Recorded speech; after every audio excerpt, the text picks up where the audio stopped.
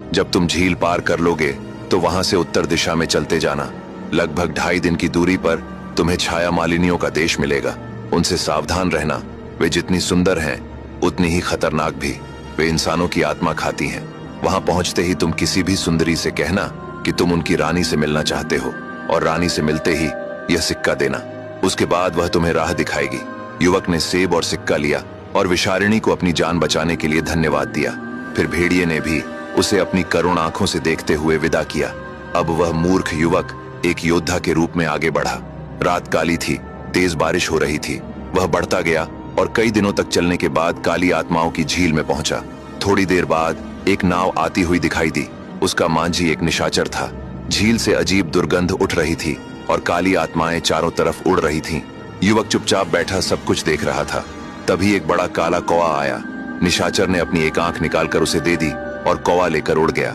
थोड़ी देर बाद झील का पानी चीरती हुई एक विशालकाय अंधकरणी ऊपर निकली। उसने जोर से कहा, ठहरो, पहले मुझे खून दो, फिर आगे बढ़ो। युवक का चेहरा भय से पीला पड़ गया, लेकिन निशाचर ने बिना हिचकिचाए अपनी कटार निकाली और अपनी हथेली चीरकर कुछ बूंदे खून की उस रहस्यमयी झील में टपका दी। देखते ही देखते पानी लाल रक्त में बदल गया। अंधकरणी ने वह रक्त पिया और संतुष्ट होकर फिर झील में समा गई। इसके बाद निशाचर युवक को एक ऐसे दरिया में ले आया जहां पानी में विचित्र जीव तैर रहे थे। कुछ मछलियां कौं की तरह काली और भयानक थीं, कुछ चमगादड़ के जैसी डरावनी थीं, और कुछ विशाल कछुए ऐसे थे कि जिन्हें देखकर ही रोंगटे खड़े हो जाएं। युवक इन अजीब जीवों को पार करते हुए आगे बढ़ता गया।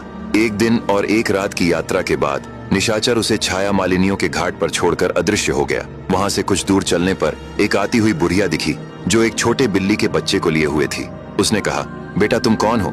युवक ने उसे प्रणाम करते हुए कहा, माई, मैं एक मुसाफिर हूँ और मुझे यहाँ की रानी से मिलना है। बुढ़िया बोली, बेटा मैं तुम्हारी जरूर मदद करूंगी, बल्कि मैं तुम्हें रानी तक ले जाऊंगी, पर जरा इस बिल्ली के बच्चे को थोड़ी देर संभाल लो। मैं नीचे के झरने से पानी पीकर आती हूँ। युवक ने उस नन्हे बिलाव शावक को करुणा सहित उठाया और उसे अपनी हथेलियों में थाम कर स्नेह से सहलाने लगा। तभी अचानक बारिश होने लगी, लेकिन जैसे ही बारिश की पहली बूंद उस बिल्ली के बच्चे पर गिरी, मानो कोई प्राचीन श्राप जाग उठा। कुछ ही क्षणों में उसका चेहरा विकृत होने लगा और उसकी मीठी सी आवाज राक्षसी गुर्राहट में बदल गई। अगले ही पल वह युवक पर झपट पड़ी। तभी आसमान को चीरती हुई एक तीर सनसनाती आवाज के साथ आई और सीधे उस राक्षसी बिल्ली के शरीर में धंस गई। बिल्ली तड़पती हुई जमीन पर गिरी और कुछ ही पलों में निश्चल हो गई। युवक ने घबराकर ऊपर देखा। वहां एक स्त्री खड़ी थी, ऊंचा कद, तेजस्वी मुख और आंखों में शिकारी जैसी पैनी दृष्टि।